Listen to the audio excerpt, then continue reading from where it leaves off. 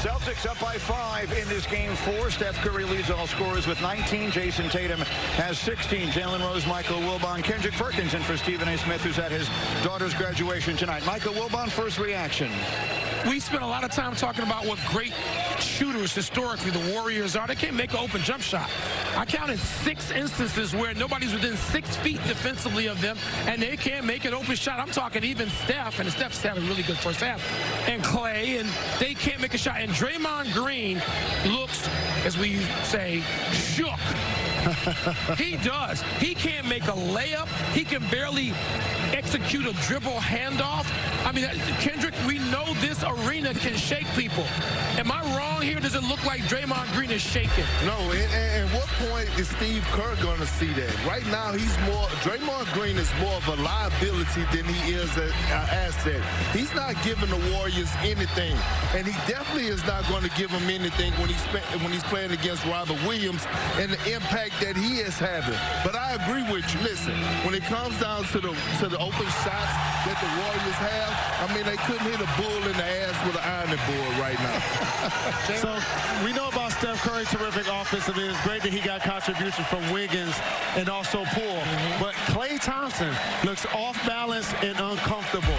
He fouled Jaylen Brown on a 4-point play, which not going to be pictured.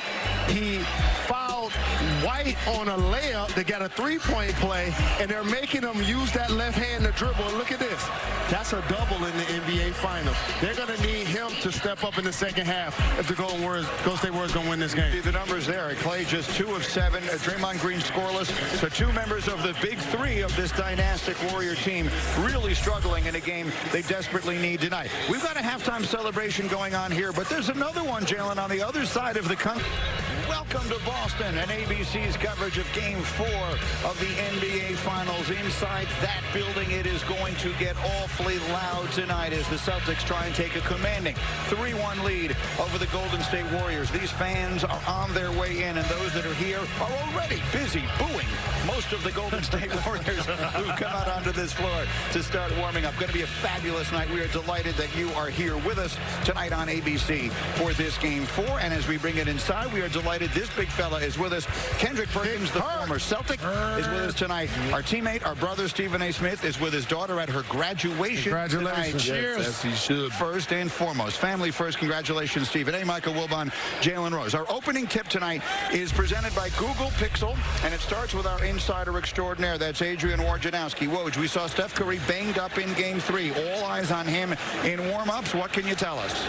Yeah, first greeting, Steph Curry remains a GOAT tonight, and he just went through his pregame routine.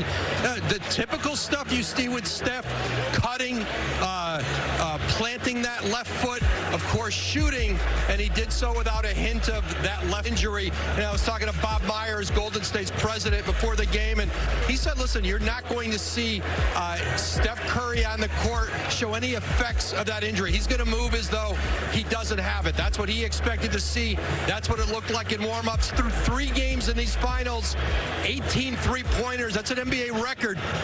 3 games into the NBA Finals. Golden State's certainly going to need him to continue that as they try to even this series up tonight, send it back to Golden State, tied at 2-2.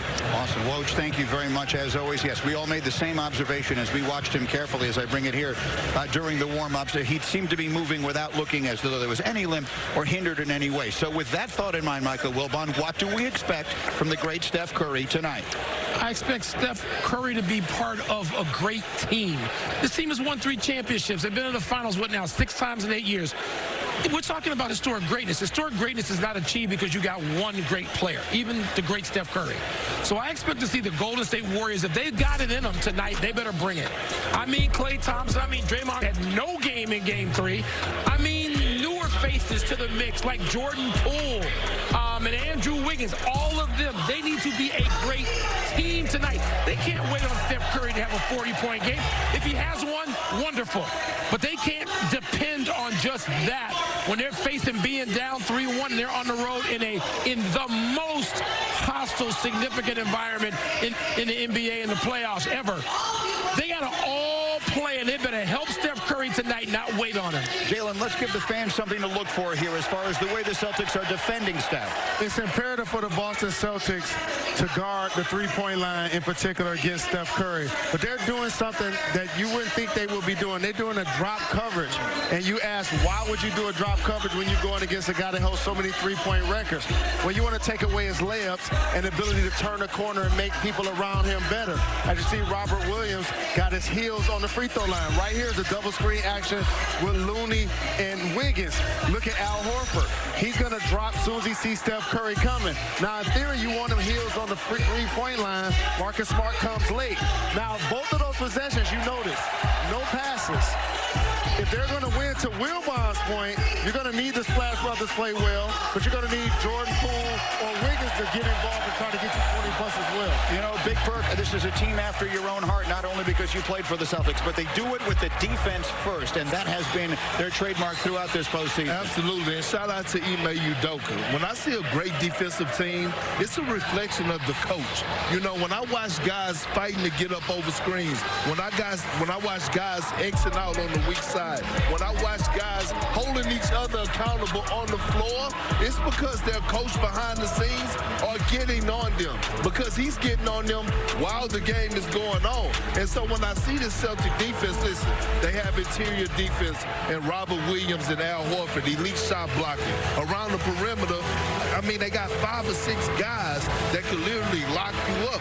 I didn't even know that White had the defensive prowess that he had until I saw him guard Steph Curry a few times. And yes, Steph made shots, but what they always say, great shots beat good D all the time. Yeah, and that's to Jalen's point. They made him do it as a bit of an individual. Michael, you opened the show by saying tonight they need to look like that Golden State team that is cohesive on the offensive side. Maybe that's what they need to get out of Steph Curry tonight. They're going to have to. Boston's defense is just too good to allow that. How did they get here? Why did Boston have the best record in the league after the trade deadline? Because mostly of that defense, and then the Warriors now know that. If they had any doubt, they were reminded of it in Game 3. They're going to have to go to their full, brilliant team concept tonight, and they better do it early.